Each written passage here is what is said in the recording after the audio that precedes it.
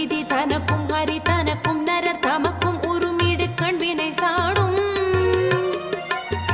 திருத்தணியில் உதித்தருளும் ஒரு தன்மலை விருத்தன் என குளத்தில் உரை கருத்தன்மையில் நடத்து புகன் வேலே சலத்து வரும் அரக்கர் உடல் கொழுத்து வளர் பெருத்த குடர் சிவத்த